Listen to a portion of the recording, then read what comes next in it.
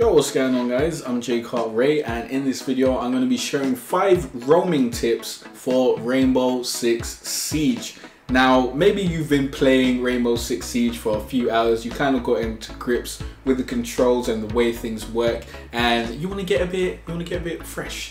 You want to get out of there and start chasing after your enemies. And yes, it's pretty fun to be a roamer, but you definitely also got to think about the objective. And these 5 tips will help you become a better roamer and a better team player. Now, tip number 1 is go 1 level above or below the objective.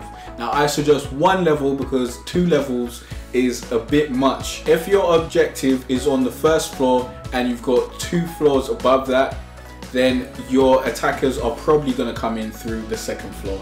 Now, some people may come in through the 3rd floor and try and make their way down from there, but most people are impatient and most people are going to take, you know, they're either going to come in through the 1st floor or they're going to go through the 2nd floor. So you generally want to be on the 2nd floor, and you want to be looking out for people who are trying to transition from the 2nd floor to the actual objective floor, or people who are trying to come from the 3rd floor to, you know, the 2nd floor and then down, because everyone's going to be trying to get to the objective, and being a floor above or under it gives you the chance to get a jump on people who think they're being smart and think they're flanking the objective, when really you've been sitting there waiting for them this whole time, and you can get the kill, and that may lead to the W. Now, tip number 2 is flank the enemy. Now, this will rely on your ability to identify where the enemy is coming from, and if you're already on another level, then you generally got a little bit of safety to prepare and check cameras and see where the enemies are coming from.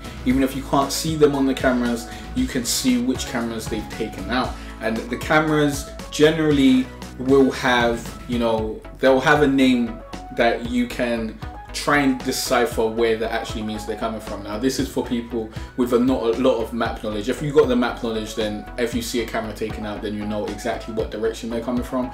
But for example, I have mediocre map knowledge. Like, it's okay. Like, I'm still learning the maps, but if I see that the external west camera is taken out, then I know I can look on my compass and see where west is and see that they're coming from that direction. And that will enable me to plan whether I want to go to west and, you know, sit in a place where they're probably going to be coming through and then attack them from behind, or whether I just want to stay where I'm at because I'm closer to the objective or something like that. But definitely, anytime you can get behind the enemy is a very good time indeed. So definitely do that if there's the possibility to do so.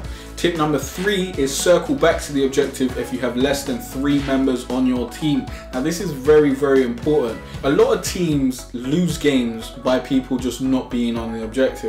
I've seen it happen. I've seen people rush in and get the hostage and get out, and it's all happy days. I've seen people rush in and secure the point when the rest of the team is running about trying to kill people.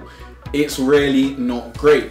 There always needs to be people covering the objective, and if you are roaming and you see that a couple of your teammates are being taken out, if there's only 2 people left, you definitely need to get down to the objective ASAP. You can't be roaming like that unless you've got very, very good communication with the person who's on the objective, and, you know, they know what they're doing and you're trying to attack it from both ends, and, you know, maybe there's 1 person left, then yeah, you can be away from the objective. But if they've still got a reasonable team or they outnumber you, you definitely got to get back to the objective.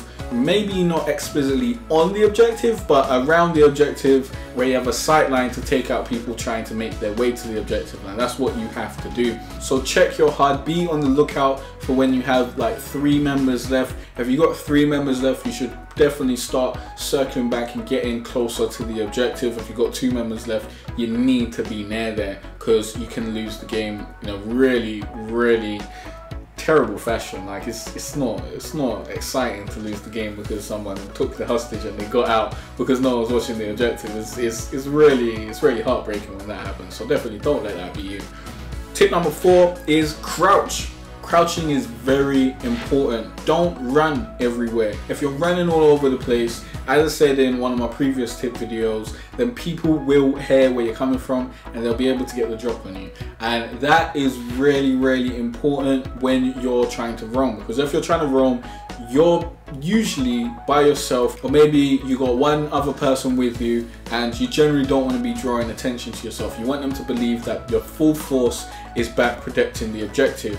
You don't want them to know where you're coming from at all, because secrecy and being able to get behind the enemy and being able to take them out before they know you're there is where your advantage lies. So definitely don't run, because you're giving away your position. Try and be as quiet as possible. Obviously, if you need to get somewhere in a hurry, then make an educated decision. Most of these tips are very situational, so if you're in a different situation where this tip doesn't work for you, then obviously you have to identify that and change it up. But the general rule of thumb is to crouch whenever you have the opportunity to, and you don't have to rush it, because then your enemy is much less likely to know where you are. I've had many people crouch up on me and sneak up on me and get the kill, and I've done the same to many people, so definitely keep that in mind. Tip number 5 is don't shoot if you don't have the shot, because as I said before, secrecy is key. You don't want to be giving away your position because you're trying really hard to get a shot that maybe wasn't the easiest for you to make. Don't let this push you into hesitating. Make educated decisions. If you see a guy running past and he's running past very, very fast, and you pull up your aim and he's already around the corner and you can't get a clear shot on him, maybe just tell your teammates that that guy's coming that way and leave it out. If you can get around the corner and look around there and see and get a good sight line on him, and he's moving kind of straight on and you can get him, then definitely take the shot. But if you cannot get him, then there's no reason to give away your position. As I said before, your enemy not knowing where you are is one of your greatest strengths, so definitely don't give that to them and allow it to be a weakness. Now, I hope these tips helped you out. Be sure to join my Discord channel where you can play Rainbow Six with me and find other people to squad up with. The link is in the description below. Thanks for watching and liking and subscribing, and I'll see you guys in the next video. It's been a cold winter and it's lasted far too long, so all this warmth I share with you.